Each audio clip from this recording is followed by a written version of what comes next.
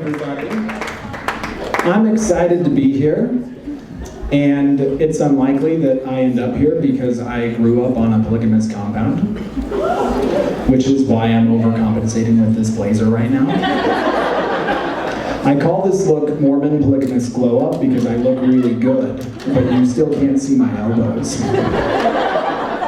You have to understand that seeing elbows is like third base for polygamous, mostly because we never play baseball and have no idea how bases work.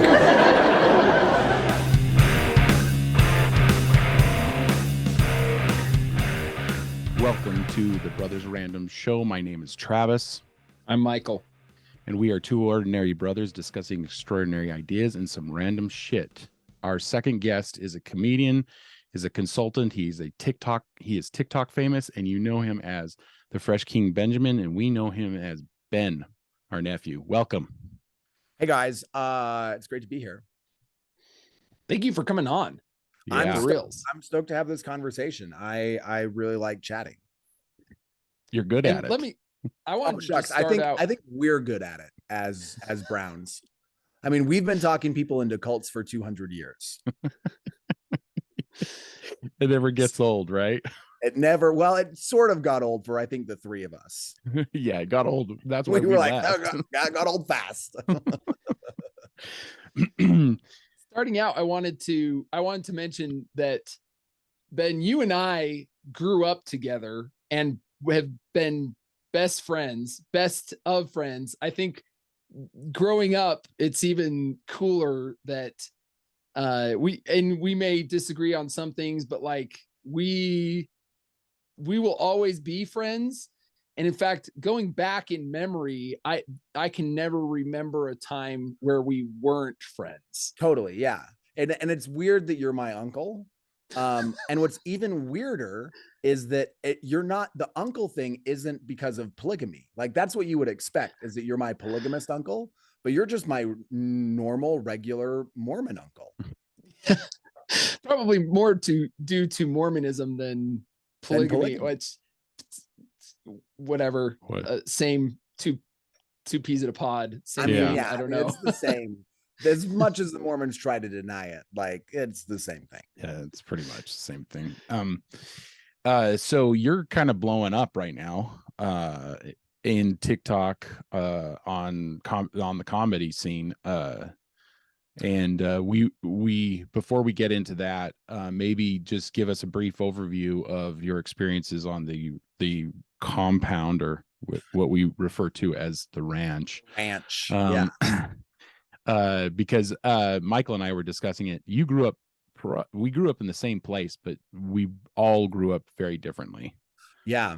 And that's actually one of the reasons I think the most excited to have this conversation, is that I think that there's this view that people have about, I don't know, like cults and maybe extreme belief systems is maybe what I'll call them, where I don't think they realize how sort of like isolated and close they can be, right? So like you said, we were on the same property. You guys were down the hill, we were up on the top of the hill. But because even because you two, I mean, I think you two even had different experiences, but we all had very different experiences with kind of what was going on because of the way that our parents kind of put the rules around us. So I think my dad, as the older, kind of the oldest brother, he was, I think a little more desperate to sort of live up to his father's expectations, to be kind of the righteous son, the son that like did the right thing. He was really strict, right? So he had very firm and impenetrable boundaries around what was allowed and what was not allowed. And so I think I experienced a lot more isolation and a lot more just like as just an example, like I would sometimes sneak down to your guys' house to like watch movies, and I'd like stand in the, I don't know if you remember, or watch us play video games. Yeah, I'd like stand in like I figured out that if I was standing, I would never sit down to watch the movie. I would always be standing like on the little fireplace bricks, because if that meant that if my dad walked in, I could just be leaving. Like, oh, I just got here and they were watching this movie, but now, so I'd watch like entire movies Standing. Yep.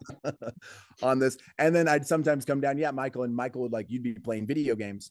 And I just watch because I wasn't allowed to play, but technically I had not been told that it was a sin to watch. So it's kind of like soaking where like you can be Yep. sort of involved, but not, as long as you're not an active participant, it's not a sin. Yeah.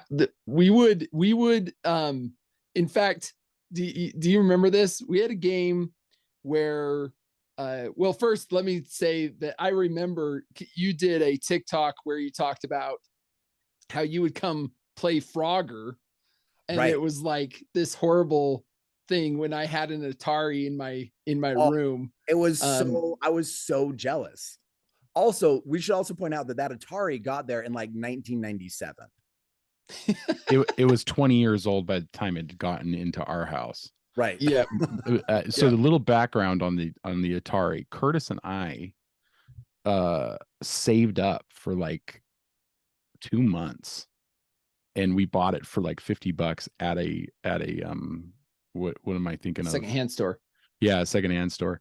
And it was the only video game console we had. I think we at one point got a Sega Genesis, but we never had the time to play it.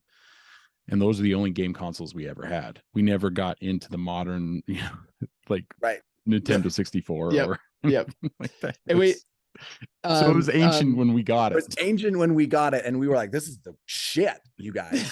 The coolest thing ever. Do you remember Smokey and the Red Baron? Or Yes. Snoopy and the Red Baron? Yeah. That was the one we played the most, and because it kept ticking up, you kept getting points. Harder and harder. Right. And More and more kills. We were probably preparing for the apocalypse with that one. We're like, so that was allowed. We'll have to probably fly airplanes to rescue the righteous people from the wicked.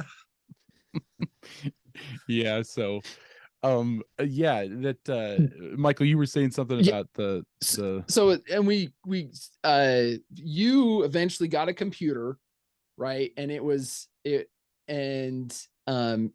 underneath in the basement of the bakery. There was a computer, and I started playing a Dungeon Siege. Yes. And this which I still, to this day, I've tried to find that game to play it again because I remember it being so fucking awesome. And we would actually basically play it together. Like, you would be over my shoulder, I'd be playing it, right? And you'd be like, do this, and you'd have suggestions. Right. I was like running. I was like backseat driving your video game experience. I'm sure it was great fun for you. No, I loved it. And then if I needed to go pee, like it was a role-playing game, right? So you had inventory, and you'd get to a store where you could like sell and trade and stuff like that, right? And when I would get to a store, I would go pee, and because you weren't technically playing the video game, but you would inventory everything. I'd take care of your inventory. I'd manage it. I'd sell some stuff. I'd upgrade you, because that's not really playing. That's really exercising that's just practicing my ability to do inventory for the bakery. That's how you should have sold it, Dad. This is going to teach me how to do inventory for the bakery. Sorting these wizard staffs will help me learn how to order flour. Another thing that was completely different is working the bakery. Now, Travis and I were kind of talking about this a little bit, and that was that the difference in because I would work the ranch, right? Which I was young and it was a lot of responsibility, et cetera, et cetera. But if I'm being honest, like I could go out and change water, do the watering for the fields and stuff like that.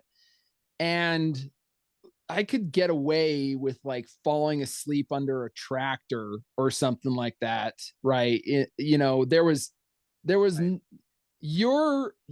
tell us a little bit about pre-cell phone. So like nobody could find you. Right. Yeah. And it was completely different working in the bakery. So if you wanted to just chat about that for a second. Well, our work didn't ended when there was no light. There was no more light. I mean, there was sometimes I remember working past that time, like we would get headlights or use the truck lights to finish the job we were doing. But usually it was from sun up to sundown. It was never past that. But I've heard you talk about this in on other podcasts. So just tell us a little bit about. Yeah, so we started the bakery, right, to sort of as I remember it, to kind of support the ranch, right? So it was kind of like we need an extra stream of revenue so that we can have so that we can support this ranch, because Brother Owen told us that we need to have this ranch when the calamities happen so that the saints can come up here and be safe. Because what I think Brother Owen missed is that nobody wants to go to Wyoming even during the apocalypse, which was actually wrong. Actually, I need to update that joke, because it turns out a whole bunch of people did move to Wyoming during the apocalypse. Like Jackson filled up. Yeah. But just not Lovell. Nobody likes that place. Nobody likes that place. Yeah. So, and it's been something that I've thought about quite a bit, right? Because I think that, when my dad decided that he was going to have me and then other members of others of my siblings work in the bakery, I think that in his head, he saw it as similar to working on a ranch, which is hard, but also has, like you said, Michael, has some sort of built-in limitations on it, right? And the problem with the bakery is that there weren't any limitations. So I would start working like 2 o'clock, 3 o'clock in the morning sometimes, and I'd often be working well past dark to 11 or 12. So by the time I was like 14, I was working, especially during the summer, upwards of 14 and 16 hours a day. Sometimes when I'd go delivering with my dad, I'd work sometimes 20 hours. And it was pretty gnarly. Like I've done, I tell people that I was labor trafficked. And what I mean by that, people don't quite understand that labor trafficking doesn't have to involve movement, right? The traffic part kind of confuses people. It just means forced labor, right? It means, and so I would actually probably contend that all of us were, and that our parents were, and that probably every Mormon child from the inception of Mormonism has been labor trafficked, because that's what we sort of do, is we have a lot of kids and then we have them work for us, right? A Mormon mission is labor trafficking, because you're being forced to go and do free labor that you're not being compensated for. And that is sort of that's the way that they define labor trafficking, is that it's labor that you are required to do that you are not adequately compensated for. So I was getting paid like 25 cents an hour to do, hard physical labor in essentially a factory. So, yeah, not cool, not very fun. But I also did sometimes get to sneak into a freezer and eat some really cold cookies. So it did balance out. This is very interesting. So I didn't learn about like really heavily communism until I went to college. And when I learned about communism, I realized that the New World Order, which my father was peddling pretty heavily, is the exact same thing, only with religion. United Order. So United New World Order. that's different. Yeah. So United Order. United Order. That's right. That. Sorry, that's what I. Excuse me. New World Order is actually communism, according to Grandpa. Well, yeah. Yeah. So, and I don't know, and I never had the chance to talk to anybody about this, but I don't know how they define the difference. Was the only difference the religious aspect to it? Because it's the same exact thing. Yeah, it's like it's that you choose to do it. No, it was more. It was more basically the difference was that communism, God was not involved, and United Order, God was central. Right. Which just means that. Which checks out to me, right? I mean, if I murder someone and God's not involved, then I'm a murderer. But if I murder someone and God is involved, I'm Nephi from the Book of Mormon. It flies in the face. So it's a religion of constant contradiction. Yeah. Mhm. And that's what we've found, is that it's constantly contradicting itself from Itself. yeah, It's from almost like it was pulled out of the ass of a 14-year-old farm boy from New York. So did you ever watch that TED Talk by the basketball player? I don't think so. It's called What Is Your Polygamy? Oh, is it from Lance Allred? Yes, Yeah, I it's have from watched him. Yeah, and I suggest to all uh everybody watching to go check out that TED Talk, because it's very interesting, because he talks about how you're taught not to lie unless it's about your polygamist family. Right. And Unless it's about your religion. yes, and it's a bizarre contradiction and I had this issue too. I had the issue with the contradiction. I remember going to a bigger city to get our teeth worked on, and it would be in the middle of the week, right? And I knew that other children were in school, and we'd go shopping, and we'd get these weird looks, and I knew people were going, why aren't those kids in school? Right. And so I would try to make up a story if I ever got asked by a stranger, well, why aren't you in school? I would try to do hoops like, oh, it's a field day, we're Right. and then that's where I learnned the phrase hooky, and one of the people going, oh, you play hooky, You're playing hooky. and Like, I was what does like, that mean? what does that mean? We didn't So know. it's Well, and bizarre. that's just such a great example of kind of when you live in a like an extreme and isolated community like ours, you're, especially as a child, you're kind of placed under this constant stress that you don't really even know is happening. But it's things like that where you sort of are walking around having to like wonder, like, are we being watched? Do I need to explain why we're here? Are people going to ask who we are? Right. I remember growing up and getting in trouble for referring in public to my other mom as my other mom, right? Because it was like, ooh, we don't want people to know that we're polygamous, because they might come and take you away, right? The evil law might come take you away, which really should have been my first red flag. Yeah. I should have been like, why would people want to take me away from my family? Yeah. Well, and they were feeding off the 1950 raids, Right. that the John Krakauer Under the Banner of Heaven book goes into a lot of detail about. Yeah. So have you read that book yet, Benjamin? I haven't read the book, but I love the TV show. series. Yeah. Yeah. This TV series was excellent. I agree. It was very, very well done. Yeah. On this podcast, we've talked, Ben, and I don't know if you would agree, but they really should do, if the makers of Under the Banner of Heaven, they need to do another one, which would be about Rulin Allred and 100%. Orville LeBaron. Orville LeBaron, yes. Oh my gosh, So guys, good. there's a story there that can be unraveled. Look, I'm gonna text Lindsay that after we get off. Oh, that would be rad. Yes. Yeah. Yes. That is Whoever's very listening, interesting. Anybody, just make it. The similarities in the Manson murders and that one are bizarre. Or a Netflix documentary. Yeah. Oh, that would be Yeah. like a murder podcast. Oh my God, a Mormon murder podcast. Because it's wild. Apparently there are tons of Mormon murders. Yeah, you could start beginning with our dear friend and brother, Orrin Porter Rockwell. Dear friend, who was a hero to us growing up. He's kind of actually a hitman. He's kind of looked upon as a folklore, like almost a folklore hero. They have fucking streets named after him in Utah. That's and this guy like straight up took religious hits. That is nuts. Oh man.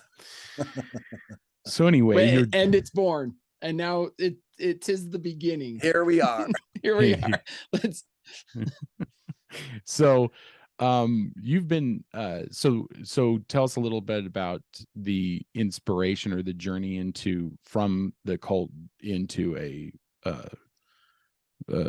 somewhat, I would assume, somewhat lucrative career of comedy at this point. Well, that is a big assumption because comedy Okay. doesn't pay well at first. But it's been so I always really enjoyed making people laugh. And in fact, I would often get in trouble for doing that because sometimes I would tell dirty jokes, and nothing has changed. And about when I leave the ranch, I go off to college, I get married, I join the LDS church, I have a kid, and so I kind of end up in like a job. I start teaching at this online high school. I eventually move over into the business side and help run and grow the business. And that was never really what I wanted to do, but I also didn't have a clear sense of what I did want to do, because that's not really a question that you're asked in a cult, right? You're not really asked, hey, what is it that what do you want to be when you grow up, right? Because you know what you want to be when you grow up. You want to be a soldier in the army of God. That's what you want to be. And cults, and especially Mormonism, are sort of designed to kind of grind the individuality out of you and turn you into a rank and file Peter priesthood, like one just like all the others, right? And so after I left, first, the AUB and then the LDS church, then I started to do a lot of therapy because I realized that I had experienced some significant trauma as a child. And I was like, I have to get that out of the way before I can really find out what I'm here to do, right? I have to kind of deal with this shit that happened to me. So I did a lot of therapy. I started practicing Qigong. That's what this thing here in the anger bag that I mentioned before. So maybe at some point I can demo that, because that's a pretty cool practice for transmuting anger. But after I did all that, I just kind of thought about what I wanted to do, and I was like, I want to be a stand-up comic. Like I remembered watching Aladdin as a really young kid, and kind of being really captivated. You were allowed to watch Aladdin? Well, I think that one I sort of snuck. Okay. Because we were allowed to watch Aladdin. Yeah. Oh, yeah. We were allowed to watch. I remember my dad, your grandpa, Ben, our father, telling me to go watch Braveheart, which was a rated R movie. Right. Like I remember a mutual friend of ours, mom, saying in front of us that she wished that all of the kids could watch at least the torture scene in Braveheart, because that was what we were going to have to go through to not deny Christ, and it would be good for us to like get an example of that before it happened. Jeez, who said that? That is not. You can't tell. No names. But the most recent addition to our friend group. Wow. Michael, his mom.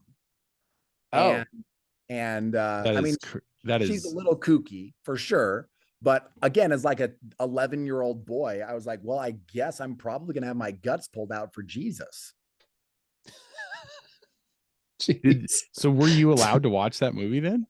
No. So they never. It didn't catch on. No, they did. I did finally watch Braveheart when there was like. Do you remember when there was like that sort of? It wasn't VidAngel. It was pre-VidAngel. But they would do. They would like take out. You could rent their movies, and they would take out all the bad stuff. Yeah. So that's when I watched Braveheart. It was probably like 14.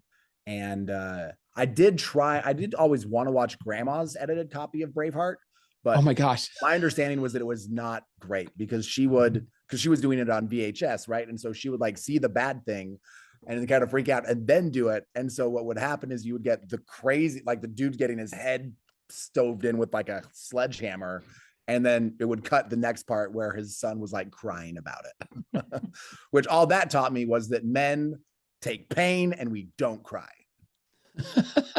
It was her edited version.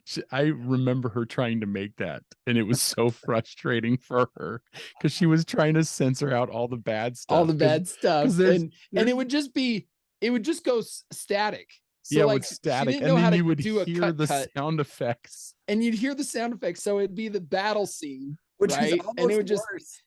It's just almost worse because then it's all going through your head. and it's Like, what is going on? Because you're like, what is happening? Oh man, that was the edited version we saw. I wish I had seen that in theaters, honestly, because that Oh was my gosh, a great movie. that would be rad. Such a great movie. Yeah. So so in May of 2021, so then at that point I was living in St. George, and I knew that I wanted to kind of pursue I wanted to at least try this comedy thing, right? I wanted to see, like, am I good at it? Do I enjoy it? Is it something fun? Is it something I could sort of chase? Because it feels really true and authentic to me. And so I was living in St. George, and there's not a great comedy scene in St. George, mostly because there's not a really great any kind of scene in St. George. The weather's nice. The weather is nice. That's true. And there's a decent yoga community. And if you're 55 and older, you can go to these really awesome like swinger clubs, which are called, they're not really swinger clubs, they're just retirement communities. But apparently people be getting it on in the retirement communities. Because so this is a bit of a tangent, but I have a upside down pineapples galore, just like raining down from the sky in St. George. No, so I have this friend that has she went into like a medical testing fast shop or something, because her daughter was doing like a school project. They needed to do like some kind of test, and she was just talking with the owner, and the owner said that their most profitable place of of leads and revenue was coming from the retirement communities for STD tests. Holy crap. Which I love. I love that the elderly in St. George are not only getting it on, but they're being like, fuck condoms. We don't care. Yeah, at that age, you wouldn't care. Like, be like, if I'm 80 years old, I'll get an STD test right, later. I'm not gonna, if I try to put a condom on, I might lose my boner. I have about a 30-second window. I'm not gonna fuck around with protection. I'm just kidding, kids. Wow. Use protection. Even at that age. Even at that age, you don't want to. You think an unplanned pregnancy will ruin your life at 18? Try 85. You'd have to start a religion. Out of it. It's like whatever the crone Mary instead of the Virgin Mary, the crone Virgin Mary. So I moved. So then I moved to Salt Lake, and I moved to Salt Lake because Salt Lake has a better comedy scene, and I wanted to be able to go and try it out. So I was pretty lucky. I got a house that has it's right next to the tracks, and it's like a straight shot to the comedy club. And so in May of 2021, so just under 2 years ago, I went and I did my first open mic and killed it. It was fun. I had great energy. I enjoyed it. I connected well with the audience. I had a blast. And then last Sunday, I just sold out my first headlining show. Wow. Also heard and that was off the charts. And it was cool enough. Like I did well enough that that I texted the owner after, and I'm like, hey, I really want to get another show on the books because I killed this one. And he's like, cool, yeah, what are you doing April 23rd? So I've got another one scheduled about 4 weeks. And so it's really kind of taken off for you. It feels like it's I mean, we'll see, right? But it feels like it's the beginning of the momentum, right? So what I'm hoping to do is, because I think what I've done, I've been really working hard and consistent at writing material and then just practicing. So I'll go up any stage I can get, I go up on. Even I once got hired to do someone's birthday party. So I was literally driving back from Burning Man. I was filthy dirty. And I got a phone call from my buddy, and he's like, hey, I found there's this gig that I found. They're paying like $350 to go do like 20 minutes at someone's birthday party. Do you want to do it? And I was like, of course I want to do it. Like, that's stage time. I will do whatever I can to get on a stage, because that's where you practice, right? You can't think about comedy that's a bit kind of tricky is that other art forms, other industries, other professions, you can sort of practice behind closed doors, right? So you can go and you can get ready behind closed doors. But with comedy, like I can rehearse my lines, I can be familiar with my jokes, but there's not really a way to practice being like actually, because it's not just about saying things, it's about being funny in front of people. And so I can't actually really do that.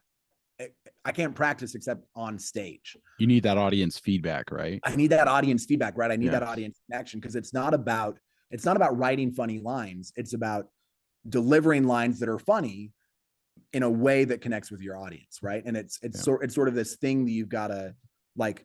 A lot of people when they do an open mic, they think, oh, it's just about the jokes. I just have to have good jokes. You do that. You do need to have good material, but it's not if you just go up with good material, but you don't connect with the audience, doesn't matter how good your material is. Yeah. And connecting with that audience takes practice. So I'm driving back and I'm like, yeah, I'll take it. So he gives me the number. I call the guy and I'm like, hey, I'm just coming back, and the party's that night. So I'm like, I'm driving back. I'll be there probably about 7. Does that work? And he's like, yeah, come on over. So I get there. I knock on the door. This elderly guy answers it. His name's Bob. He's the birthday girl's dad. And he's like, can I help you? Like, he doesn't recognize me. I'm like, yeah, I'm the comedian. I'm here for the party. And he's like, what? And I'm like, I need to speak to Chris. And he's like, oh, Chris isn't. So he finds Chris. And Chris is like, oh, I'm so glad you're here. I'm not in charge of this party. Me and Brent hired you. We haven't told anyone. No one knows you're coming. Oh boy. This sounds like a shit show in the making. And I'm like, are you fucking kidding me? You invited me to do comedy at a birthday party that you're not in charge of, and you haven't cleared it with the hosts. And I'm like, oh my God, this is gonna suck. And then I'm like, well, I'm just gonna do my best. And I actually like they when they talked, the birthday girl thought that I was a stripper. And she was really upset because she was like, because her parents were very Christian. And so she was like equal parts excited and upset, because her background is that she was a skydiving instructor who had just had like a really horrific accident. She's been paralyzed. She's now in a wheelchair. So she was kind of in this big life transition. And she also, as she told me later, she was super horny. And so she was pretty excited about the idea of having a stripper. But she was also kind of like, my Christian parents are not going to love me getting a lap dance on my wheelchair. And so she sees me and they're like, and Chris is like, we got you a comedian. And she's like, oh, okay. And so I go, like, we kind of like take everyone to the backyard. They all kind of sit there. There's like 15 of them. And I go up and I do like 20 minutes of jokes. And it actually lands really well. Like, everyone has a good time. We laugh. It's kind of this fun connection. And then I end up talking to her, and she's fucking funny. Like, she's really funny. And she's talking about her experience of being quadriplegic in a really funny way. And I'm like, you should come do an open mic with me. That would be fun. And she's like, okay, I'll do it. Like, she's like, I would love to feel scared again. I would love to feel anything again. And so I came over like a couple days later. We wrote some material together, and then she came and she did an open mic, and she killed it. She did a great job, and she's come a couple of times to do some work, and she actually opened for me on Sunday. So that's awesome. Wow, that's a great story. Yeah, it was pretty magic. It was kind of a cool little magical connection. She didn't get her lap dance, but someday she'll have a groupie come and give her a lap dance, and great. Have you got those? So you got groupies now? I have like I've had one person show up to a show and try to come on to me, and that was an interesting experience for sure. It was more like the experience that I had was, I was like, ooh, if I were a bad person, I could probably take advantage of you right now. But what you really need to do is go get some therapy. So Go get some therapy and don't hit on random dudes at comedy clubs, because you don't know who the fuck I am. And most of these guys are not great people. that is really interesting. So are you doing a lot of the green room? So I listen to a lot of comedians and talk about comedy, and they always talk about the green room afterwards, like just hanging with other comics and just kind of feeding off each other. Are you doing that sort of thing? That's the best. So kind of getting in there and kind of vibe, and you can kind of build. That's another place where you can kind of practice too. So if I'm not in some shows, or if I'm not going up, I'll still go to the comedy club to just kind of hang with other comedians and just chat, because it gives me an opportunity to sort of like practice being quick and funny, and like, because if you can get a comedian to laugh, like that's great, because they don't fucking laugh at anything, because they hate laughter and joy. They're working out all their problems on the stage, aren't they? They're working out all their problems on, which is not the place to do it. Let me be clear. The first place you tell a traumatic story should not be the stage. It should be after you've done therapy. It should be after you've processed it, right? Yeah. Like, because there's actually, I think that there is a place for trauma in comedy. I think that comedy is a really great way to overcome, to kind of rise above, to transcend shitty things. I think it's a great way to, right now I'm using it to really just poke power. So I'm making fun of the LDS church pretty intentionally and aggressively. And that's because comedy is a really great way to do that. But it has to come from a place of funny. It can't come from a place of, I need some support on this, right? If you say something that's sad and it's obvious that you need comfort for that sad thing, you're not going to get a laugh. You're going to get, aw. Yeah. Or crickets, and or it's crickets, just, which is and worse. it falls flat, and everybody feels awkward. I mean, I've come to see you a few times, and every once in a while there will be somebody that will open or open mic, basically. Yeah. And some of them, I mean, yeah, we were on the front they're not row. good. Sometimes, and even me, right? I've had to really kind of find the way to address, like, because I tell some jokes about labor trafficking, and so I have to find a way to make it funny, right? And sometimes sometimes I haven't, right? It's been I've told jokes that I thought were pretty great that they just go nowhere, because I wasn't able to find a way that it was funny to the people who were there. So that's kind of the golden rule of comedy, is you can say whatever the fuck you want as long as it's funny. If it's funny, you're golden, which is why I want to be in comedy, because I like saying whatever the fuck I want. So I got to ask you about that, saying whatever the fuck you want. Do you think so? During COVID, there was this big like stop, or I don't know, cancellation, or the people were trying to stop talk of certain subject matter. Do you think that there was at one point an attack on comedy during that time, or after that time? I suspect that comedy has always been and will always be under attack. And if comics are complaining about that, I think they don't understand the industry that they're in, right? Like we're supposed to get grief. If we're not, because we're on the edges, right? We're on the edges, and we're often speaking truth to power, right? So if we aren't pissing people off a little bit, or at least pissing some people off, and to be clear, I don't think that should be the point, right? So some comics will get up there and be like, I'm just going to be controversial and say crazy shit. You're probably not funny, right? But if in your pursuit to be funny, because there's something funny about going into topics that are taboo or are a little bit like sensitive, or especially the way that our culture is, right? Where we just love to get upset about everything. Making fun of that is going to piss some people off. So yeah, I mean, I think that comedy is, I think if you're not pissing, if people aren't, if there's not some controversy, then you're probably not, you're not on the edge.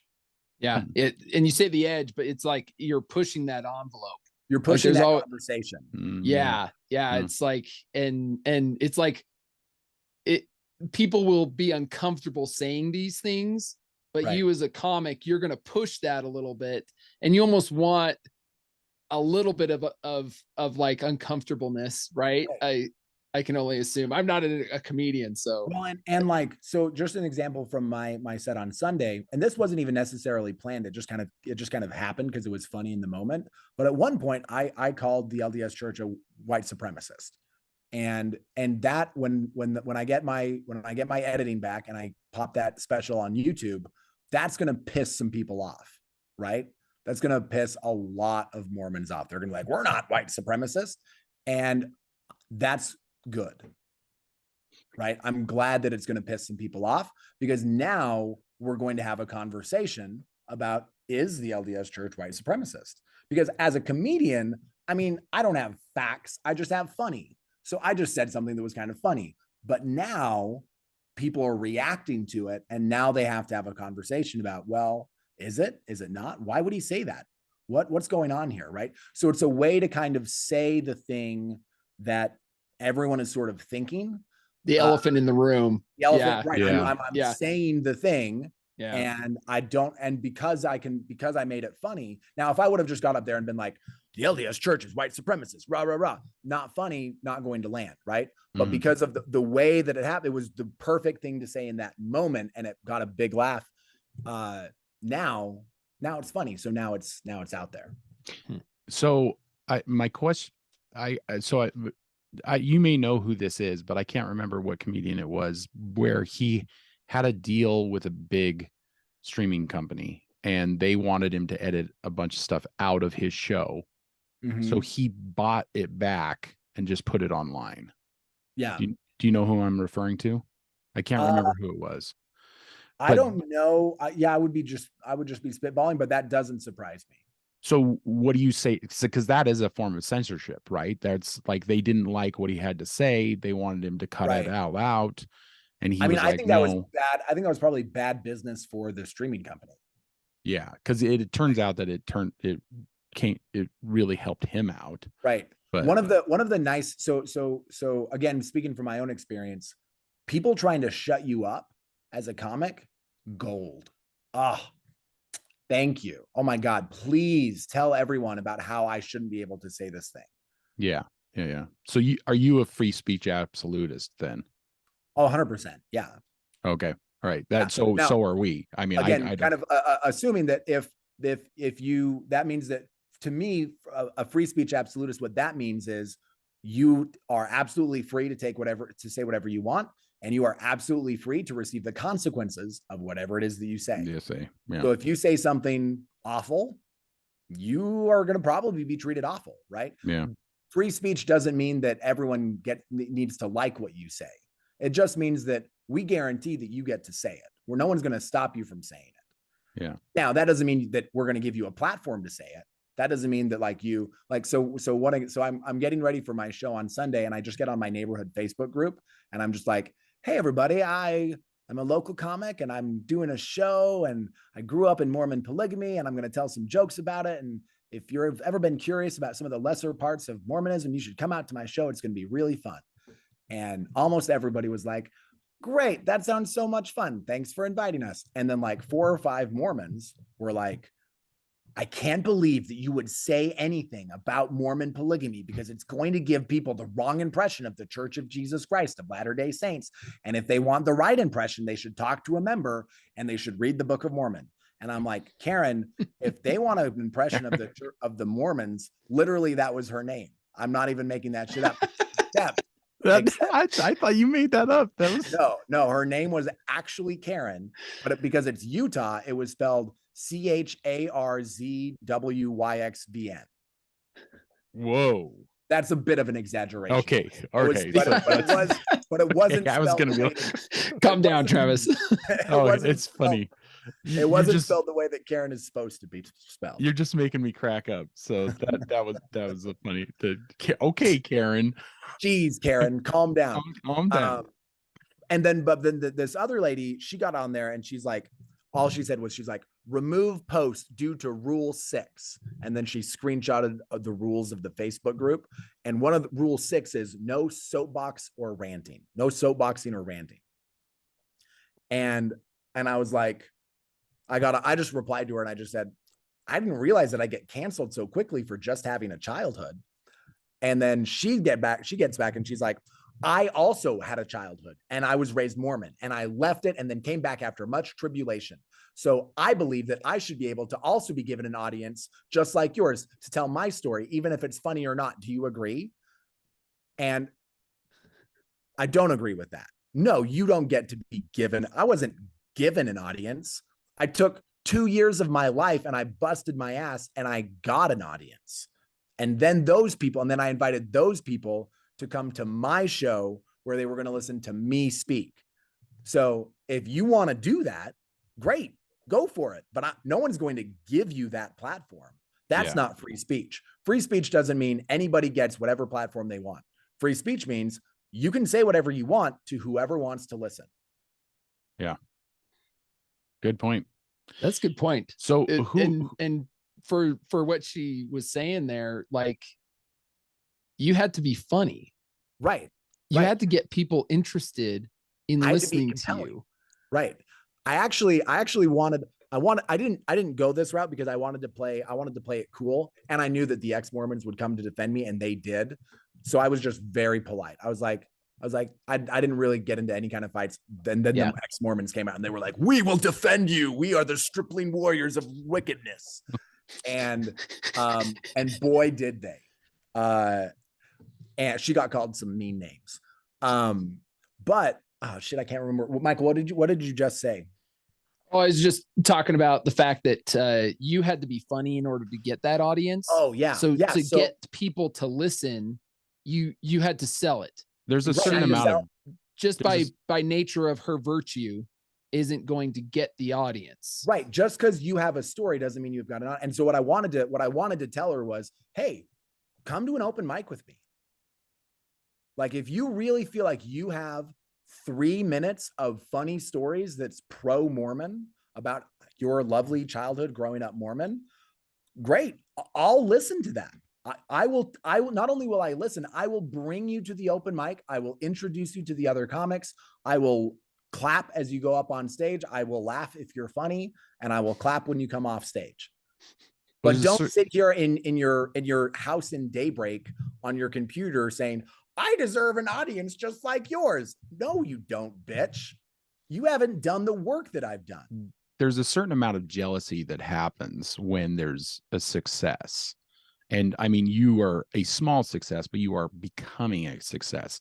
And we've noticed this about our brother's show. There's a lot of people who hate on that. And it's like, well, wait a second. Are you hating because the show's terrible, or are you hating because you are jealous of the success? Yeah.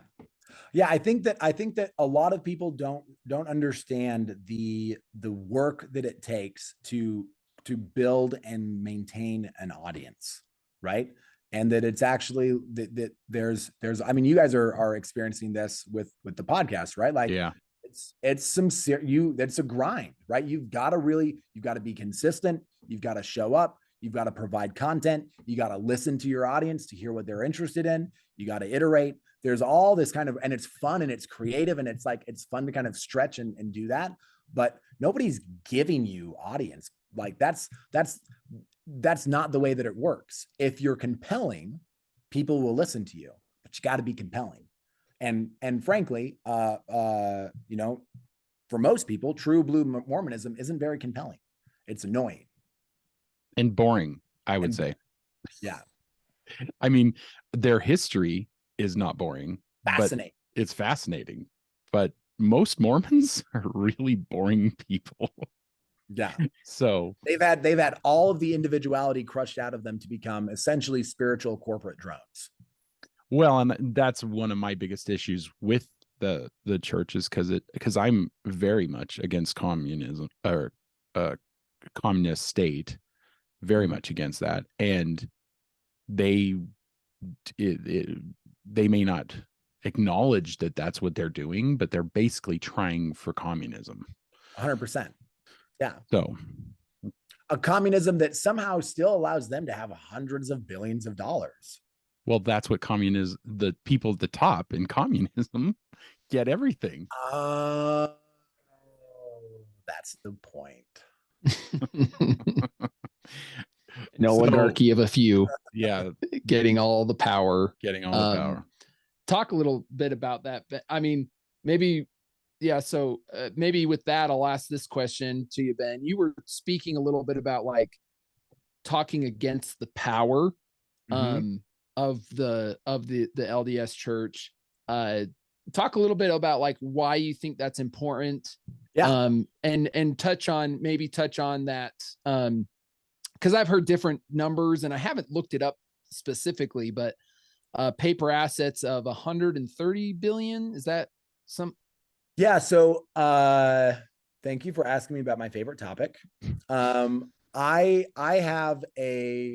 have an ambition in my life where when I die, I want to see the Mormon power structure die with me, because it's an organization that has caused immense harm to me, to people that I love, and to literally thousands, if not millions of people. And it is the most kind of the most public and the most dominant version of that power structure is the LDS Church. And the LDS Church right now is, a couple of years ago, it was leaked that they had their stock portfolio was leaked by a member of the church office building, and it was valued in excess of $100 billion, right? Which is a lot of money. And that also means, and that's just their paper. That's just stocks. That's just stocks, right? Okay. They also have huge land holdings. The LDS Church is the largest landowner in the state of Florida. I don't know why. I don't know why Mormons are obsessed with Florida, because that shit's going underwater and they have a profit, so they should know that. But I don't know. The Mormon prophet is traditionally very bad at making predictions. But do you know how much their holdings is for Utah? Because I would think that they would be the second. I mean, I don't know this, but I would imagine that after probably the federal government, the LDS Church is probably definitely in the top. Yeah, that's what I would think. After in terms of like real estate, and especially like in Salt Lake, in Salt Lake, they own the most valuable real estate, including a very lovely mall that they built. But they didn't build it with tithing money. They built it with the interest that they made off tithing money, which is different. Jeez. So we're talking.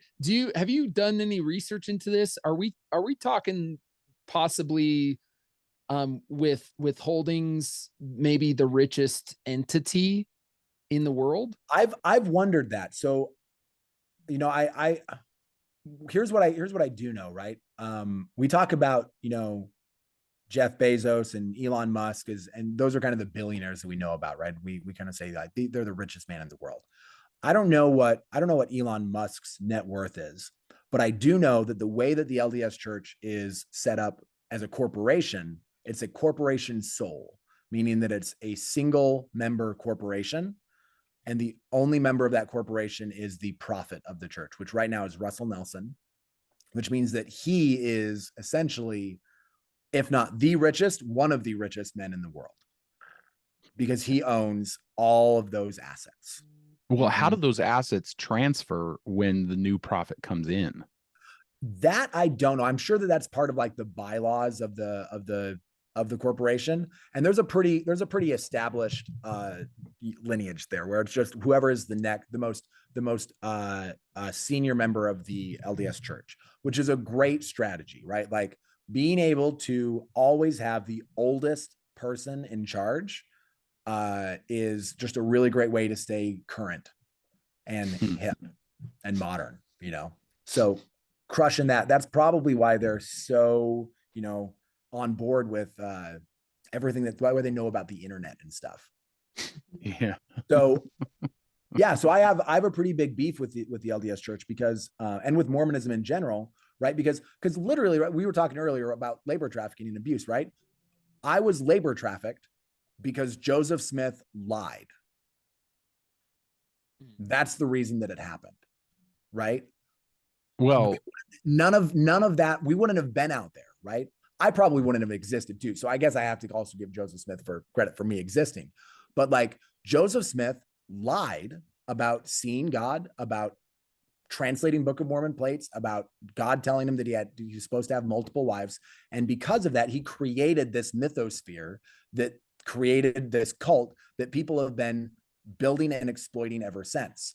And it is, if you think about our family, right? Our family has been, our ancestor joined the LDS Church in 1835, right? 5 years after the church started. And that means that our family has been a member of a cult, giving 10% of our family's wealth to that cult for almost 200 years.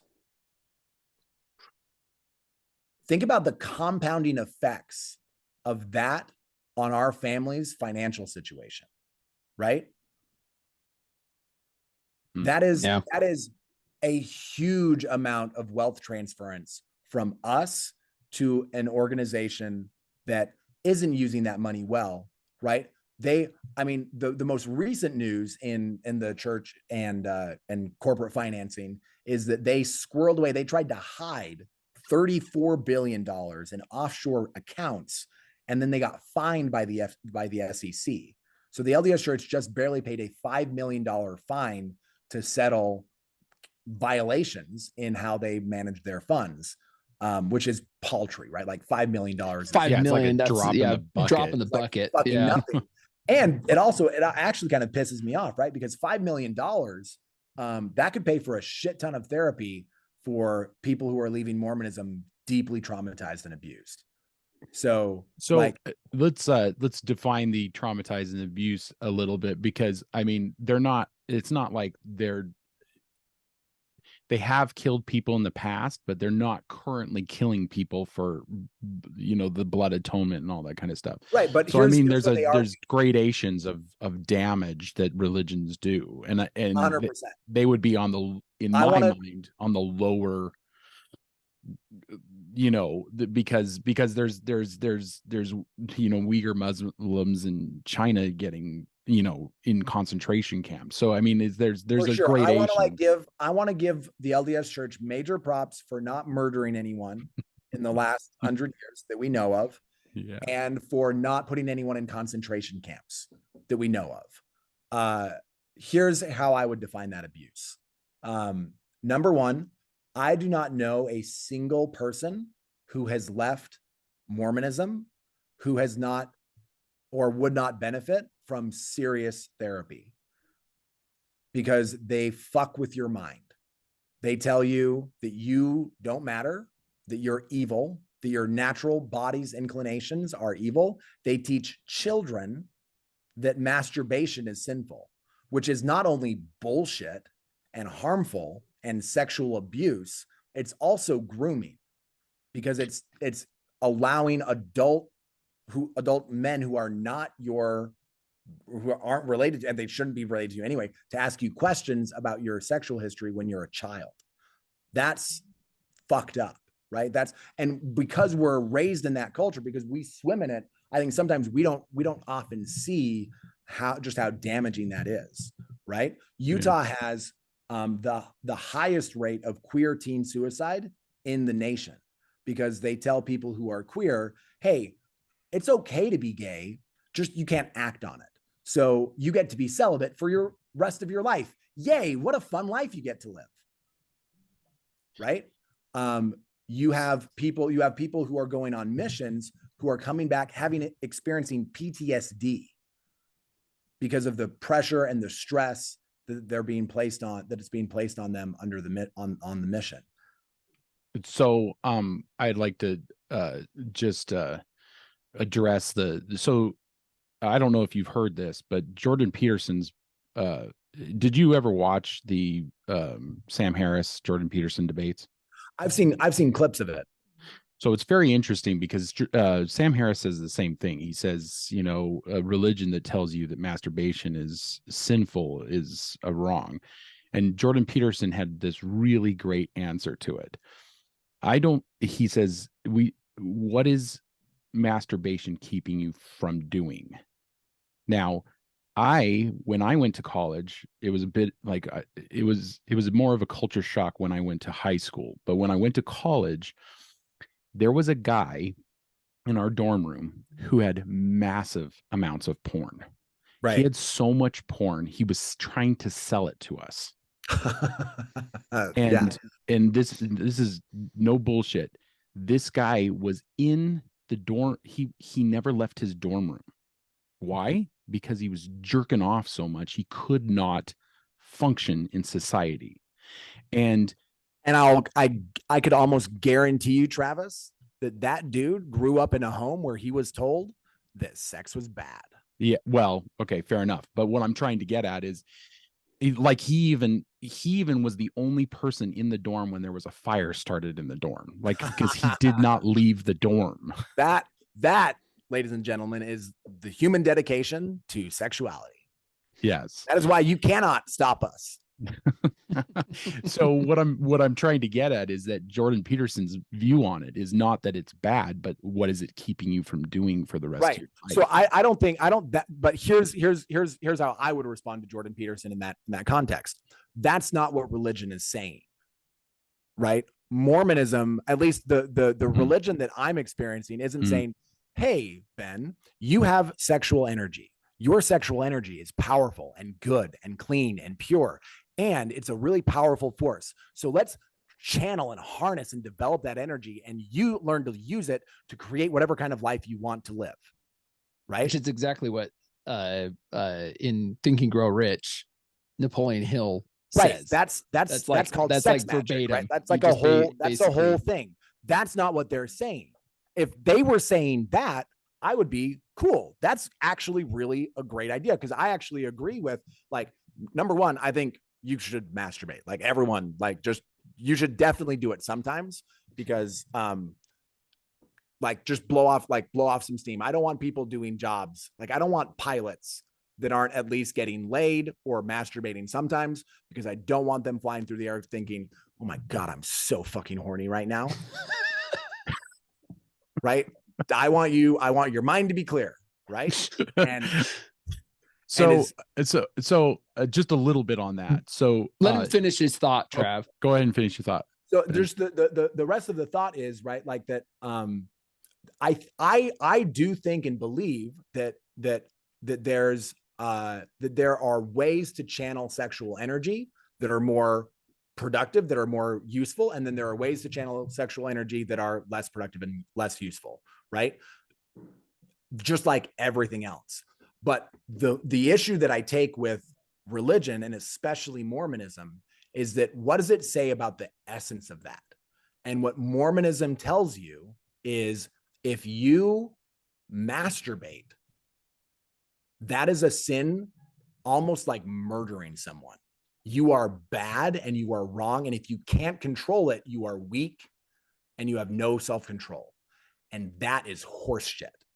Not only is it horse shit, it's harmful horse shit, because you're taking, and not only that, it's manipulative and evil, because you're taking the thing that everyone is going to do, right?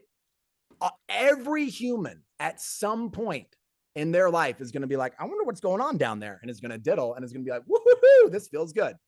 And when you take that thing and you say, that's bad, unless you come into our temple and get approval from us to do that, that is the most disgusting attempt at mind fuckery and power and control that I can think of. Okay. So what I'm going to say is I agree with what you've said. So I would argue that, not specifically the LDS religion, but I would argue that a lot of religion is to keep you kind of away from the things that can actually control you control your life. So let's take, so here's a through line. So a through line would be, okay, so Mormonism teaches against drinking, smoking, masturbation. These are all vices that can and do control people's lives.